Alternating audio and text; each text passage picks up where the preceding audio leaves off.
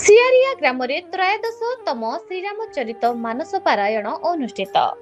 ढेंकानाल सदर तालबरकोट ग्राम पंचायत सियारिया ग्राम सत्य सनातन धर्मपीठीर साधु बाबा श्री सदानंद दास महाराजंकर आशीर्वाद और तत्वावधान सर्वोपरि सियारिया ग्रामर समस्त आदिवासी साहाय्य सहयोगरू चलित वर्ष ता 15/4/2026 तारीख बुधवार ठारू ता 23/4/2026 तारीख गुरुवार पर्यंत दीर्घ 9 दिन व्यापी जगत कल्याण उद्देश्य रे श्रीरामचरित मानस नवाम पारायण महायज्ञ अनुष्ठित होइछि।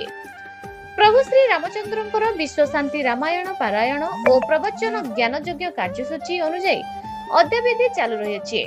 प्रत्येक संध्या 7 घटिका ठारू ता 21/4/2026 तारीख मंगलवार पर्यंत लंका दहन और सेतुबंध प्रतिष्ठा परिवेषण होइछि।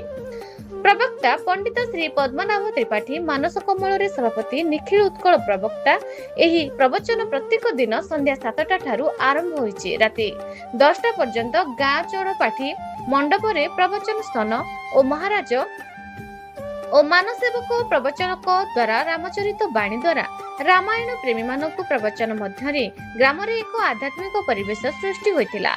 समस्तंकर विश्वास भोजन थिबा मुख्य पृष्ठपोषक बाबा श्री सदानंद दास महाराज और पृष्ठपोषक एवं समस्त ग्रामवासी सह पूर्ण सहयोग करी पारायण को श्रृंखलित भावे परिचालित करिवा पई उद्यम जारी रखिछन्ते।